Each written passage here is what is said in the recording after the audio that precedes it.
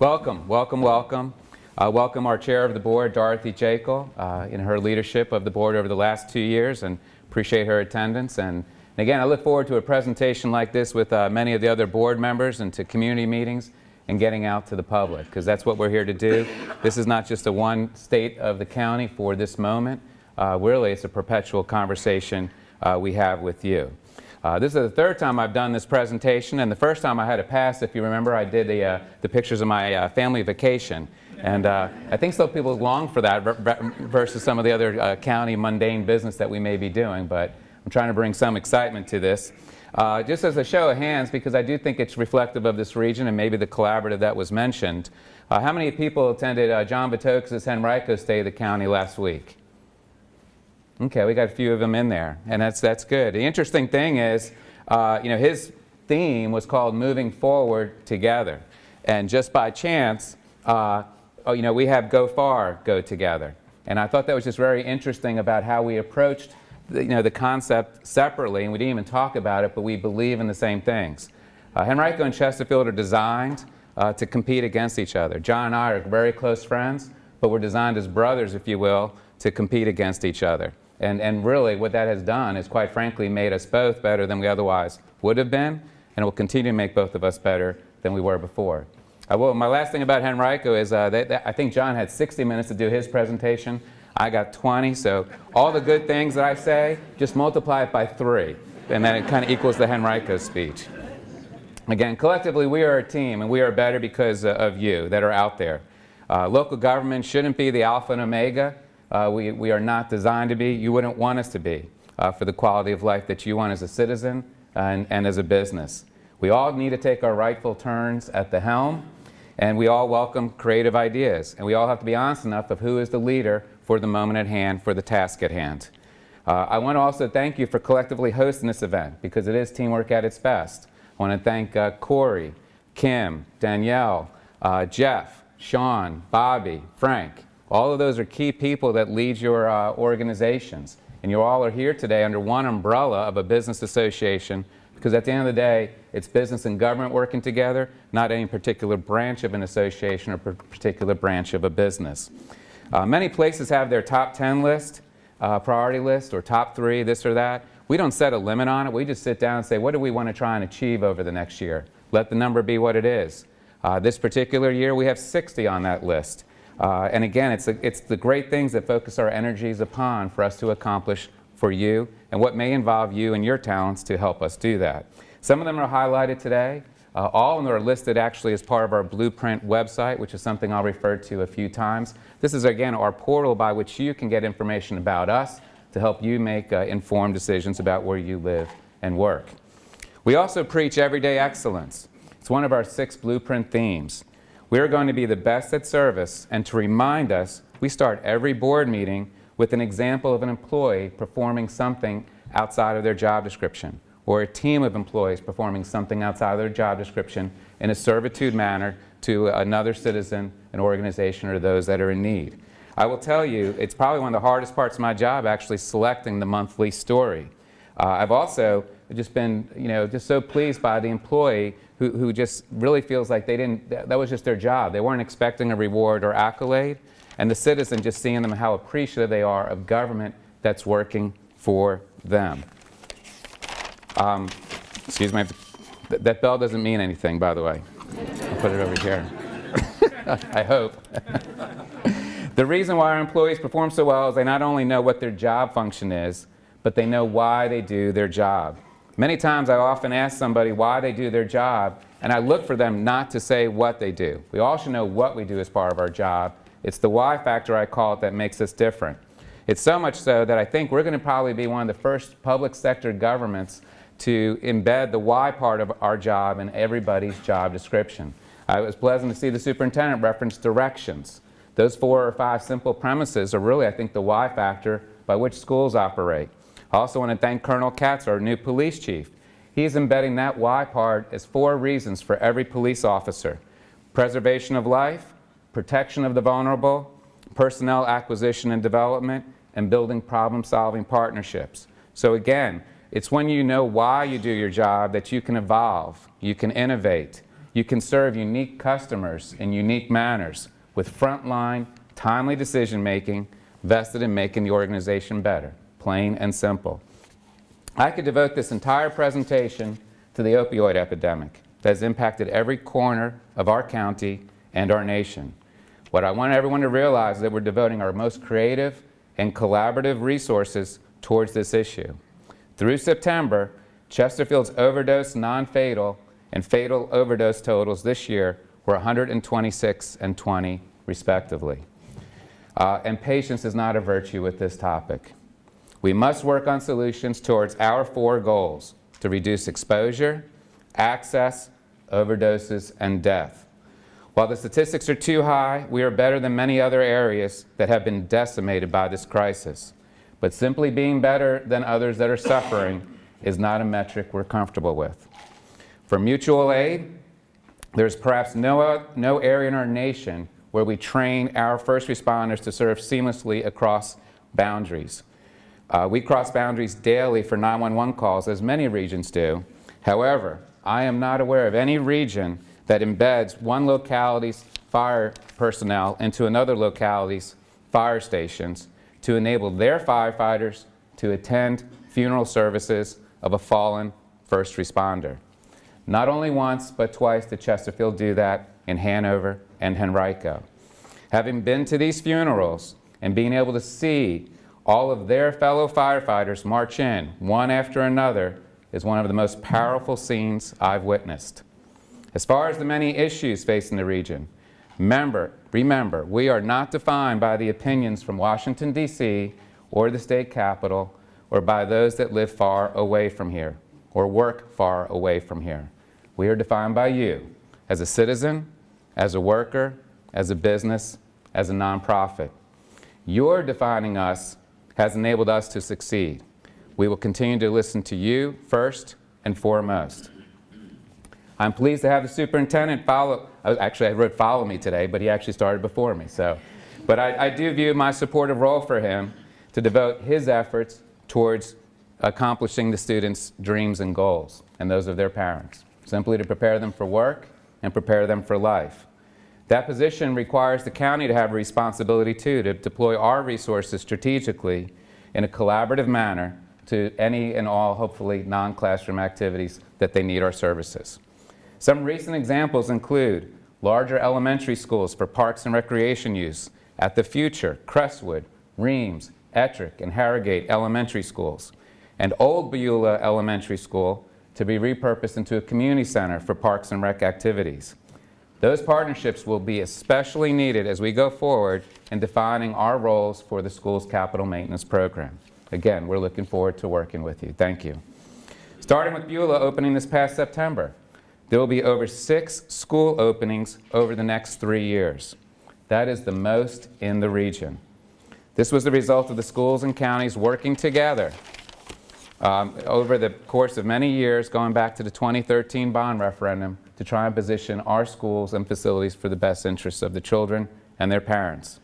We are also working for the first time on a collaborative model of forecasting, not just students, but citizens, that can be coordinated and aligned better than ever before with our capital program and hopefully enable the schools to perform redistricting goals as well. With over 120,000 residential units and homes, it's becoming more important to know the changing demands of students and households in various areas of the counties, perhaps more so than any one rezoning. Shifting to the focus on our ongoing communications. Today is the culmination of a year-round dialogue and engagement with you. Our collective engagement efforts and the efforts of countless others outside of this room have positioned us for greatness. We have enhanced all of our formats, often in real time. As an example, our total reach from social media posts during the tornado events reached over 1 million people. As you can see, we provide many opportunities for two-way communication and ability for citizens to share important information out to others. It's all part of our simple effort to get more people involved. I too am also learning every day, such as Facebook Live is actually live. Because that's when the cameraman looked at me with a bewilderment when I said, let's take that one more time. Live. So I am humbled by how many citizens and businesses give up their time and talent in helping their community, neighbor, or even a stranger. There are literally infinite manners to help. I'm also impressed with the many businesses that provide community service time for their employees. What we have done over the past year is quite remarkable. We created a dedicated department with personnel that wake up every day trying to align volunteer resources to needs. We've also created another department, Community Enhancement, that have done far more neighborhood cleanups with the help of volunteers, many of them being your employees. We've held ourselves accountable as well as an employer by encouraging county employees to volunteer. And I've heard so many stories of success, from the employee who was moved by the experience to the recipient who felt valued. We're also continuing to enhance websites and other social media platforms for volunteer opportunities. As we can't do it alone, we will always be welcoming your help. Our new website was designed by many focus groups of citizens and businesses. Some of you are here today. Thank you. The platform also lends itself to continuous improvement. For those interested, we'll be glad to come on out to your workplace and host a training session for your employees so that they can best leverage our website's potential for you as an employer. The website also helps us to think in a 24/7 manner to best serve you. We recognize that not everyone wakes up every day and dreams of taking vacation time to go do business with the government, or taking time off from work to do a business activity that could otherwise be done online or after hours. I myself personally don't like to do transactions with the government during the workday. I prefer to do them around 10 p.m. at night. So should you as a citizen, so should you as a business when it's convenient for you. Little things often mean a lot. I have many examples, but we'll highlight 2 examples of how we recognize the value of your time and money. We recently pivoted to a lifetime dog license, so the annual exercise becomes history. And enabling elderly and disabled to not have to fill out onerous state-required forms for tax relief. We have now switched that to the state maximum of every 3 years. And we're going to continue to do more and more things like that, one at a time. Being informed enables you to make informed decisions and suggestions back to us, and that makes all of us better. Our simple goal is to provide information, respond to questions, and be receptive to suggestions for improvement. Our open government website portal provides a wealth of information. Our newest product is a quarterly key financial indicators report, also available on our Blueprint website. It also includes other key indicators, such as crime rates, which are continuing their decline and remain the lowest amongst the big 3 in the region. There are 25 local indicators in this report, and we also track another 75 that may be helpful for you in gauging trends. We are looking for your feedback on metrics that are important to you that we can then track and hopefully share with others and incorporate in future reports, especially that are any leading indicators of a future recession. We are aware that the Chamber will soon be serving as a gateway to fact-based information via your new website, Chesterfield Facts. And we are proud to partner with you in getting any information needed. I applaud you to deliver fact-based content so that citizens and businesses can have a valuable, independent resource. 2018 was a great year as we were the only one in the region to reduce the real property tax rate. Our continuation of the AAA ratings continued for the 21st year, and our region is one of the largest AAA conglomerates of the entire country. A foundation to this AAA is the extremely low debt burden we place upon the taxpayer. At $1,300 per capita, we are mindful when we utilize debt, only when appropriate, and prioritize capital projects to fit within our conservative policies.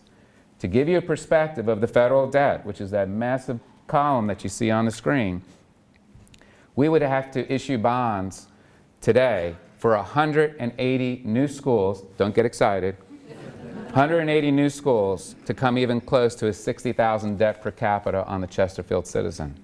If that sounds insane to you, welcome to the federal debt and welcome to the federal deficit. It is here. Virginia recently ranked 4th on the Forbes Best States for Business, propelled by the success of our region and Chesterfield. Chesterfield houses the largest workforce serving the region, and we lead the region in job creation over the past 4 years. There are many small, medium, and large stories that we could share that can only help further fuel that number as we go forward.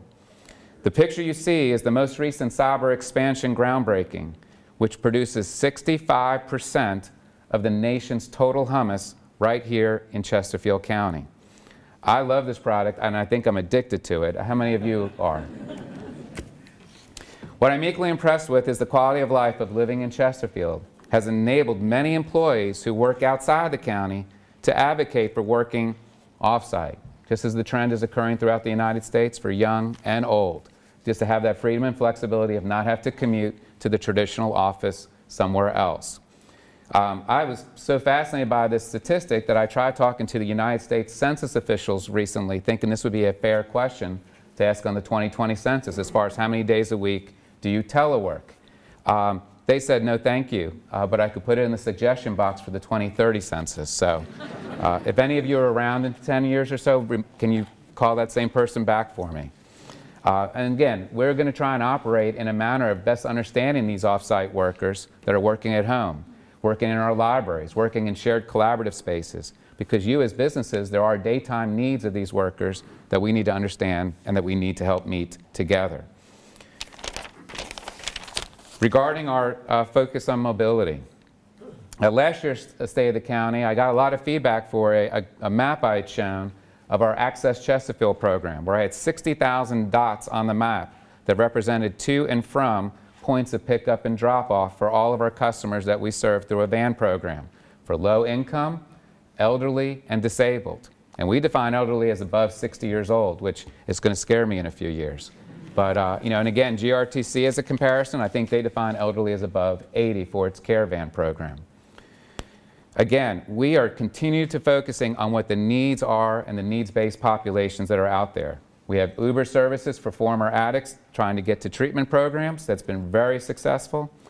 We have completed a detailed study of all transit options.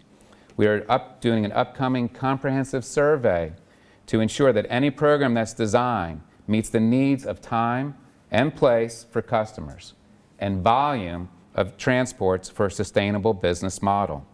Finally, we're currently reviewing Uber-esque proposals we've just recently received to expand services. Bottom line, we are defining this topic based on the needs that would utilize such services repeatedly, and not those with opinions who wouldn't use such service or who live far, far, far away. Mobility is not just defined by roads, as the bikeways, trails, and sidewalks plan of the county have been recognized internationally by the Netherlands. The Netherlands. You don't get to say that often in Chesterfield County. We simply just need to be steadfast and correct for generations past in which amenities were not the role of counties. Just in the past year, we went from 40 miles of sidewalks and trails to over 52 miles. At a cost of over $340 a foot, this is a significant investment and commitment. We are becoming older. I know I am, especially after the state of the counties. So are my neighbors. Many suburban localities grew because of the desire for great schools, low taxes, low crime. Those dynamics brought families and homes. Chesterfield was no exception. And in fact, Chesterfield became the go-to destination from the many relocation experts I've talked with that served companies relocating to this region over the past 30 years.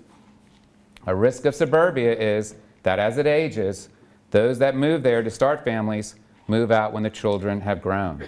This creates a locality with no intergenerational roots. That is why quality of life attributes must exist for all generations living here, from those starting out their careers to families to empty nesters. Fortunately, Chesterfield has been providing and preparing for all of these generations. For the empty nesters, it appears that Chesterfield has approved the most older adult targeted and age-restricted housing units in the region in the last 3 years. Tonight, the Board of Supervisors will hear a rezoning request for the region's largest ever continuing care retirement community. We are also mindful of our elderly through the growing tax relief programs that provide over $7 million in annual relief for the elderly. In addition, many private, nonprofit, and public partnerships exist for those services as well. We signed a long-term agreement with Lifelong Learning Institute, and we have opened senior programs at our Stonebridge Center. Also, we expanded the Senior Advocates resources and outreach. For those that are starting out, many quality apartments have been recently constructed or will be coming online closer to work, park, retail, and entertainment options. Our neighborhoods also continue to be the national and regional attractions, with Chesterfield being the only locality in the United States to have had 3 neighborhoods win the National Best Community in America Award, and the region's Homerama location for the past 3 years. The next slide shows a time-lapse photo of Arch Road. I don't think they drive that fast through it. I think that's a time-lapse picture. If not, I think our police will be monitoring that roundabout. I know roundabouts are quicker to go through, but I don't think they're that fast. There is an old adage, put your money where your mouth is. It is well known that Chesterfield has faced its share of keeping pace with traffic. Well, over the last 2 years and the next 5-year plan, the county is expected to spend $145 million on road improvements to many roads. In addition, many in the development community are now building roads sooner. Finally, these projects do not include what can hopefully be creative approaches for a Powhite extension to Hull Street. A good government has capital projects meeting the existing needs of its citizens. A great government doesn't simply think of traditional projects, but designs the projects for future and varied needs. 2 examples are the renovated Central Library that has now become much more than a library. With a window into a demonstration lab of our Cooperative Extension Office, citizens can firsthand see science experiments occurring. And there's a lunchtime jam session that has emerged at the Central Library. I've been there to sit and enjoy the music and clear out my email. It's a win-win day for me when I can do that. The second example is a traditional utilities project on Hull Street that was designed to enable a future sidewalk or trail at a later date.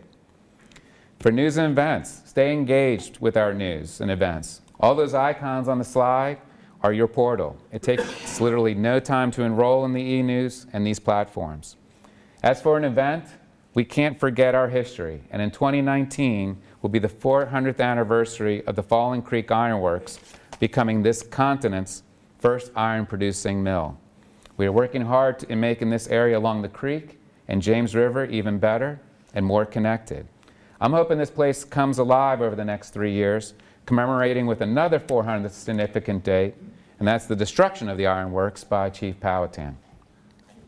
What we do, we must be open to doing it better. While there are many examples, these 2 pictures capture the efforts of teamwork. The Jefferson Davis Special Area Plan is perhaps the most comprehensive and action-oriented plan ever assembled by a team of employees, leaders, elected officials, citizens, and organizations. Every step of the plan is going forward and the continuum of steps until we achieve the plan's goals.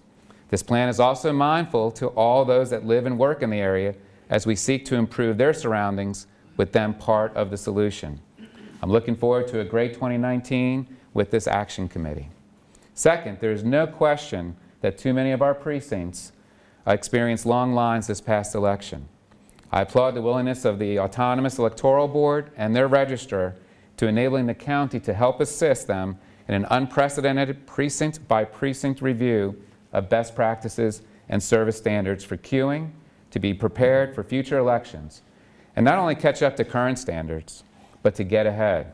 With the help of technology and actually many of those in the private sector who effectively deal with high customer demands and line management every day, we're going to learn and listen from them to hopefully deploy those techniques. So look for some innovative and voter-friendly practices to emerge.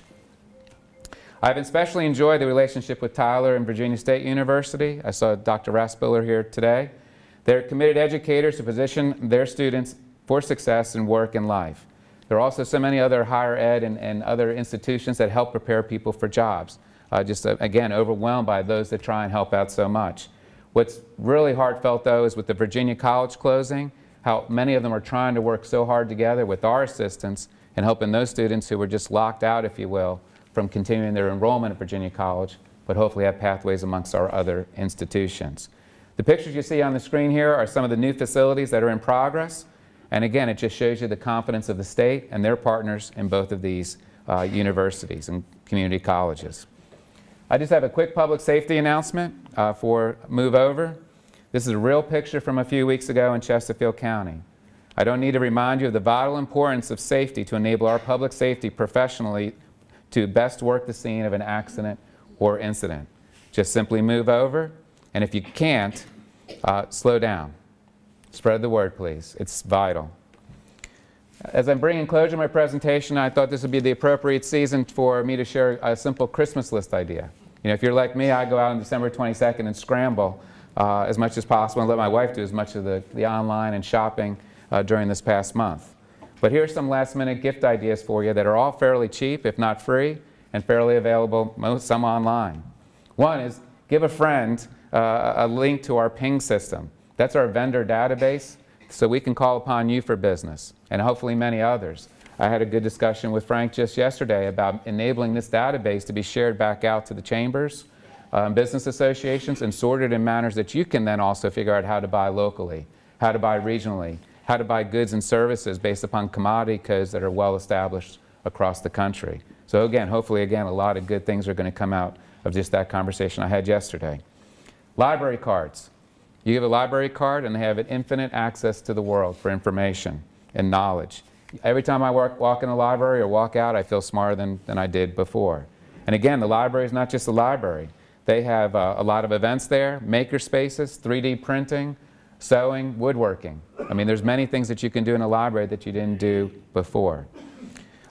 Charitable purposes. Donate a used cell phone to the Domestic Violence Task Force for victims. So that, again, if you're giving a new phone as a present, take that old phone and put it to good use. Make a foster care child's birthday memorable via Worth Days, a local nonprofit who provides birthday boxes that includes gifts, card, cake, and decorations. And last, adopt a family pet from our animal shelter. This animal actually was available when I wrote this speech. And if I see anyone leaving early, I know where you're going.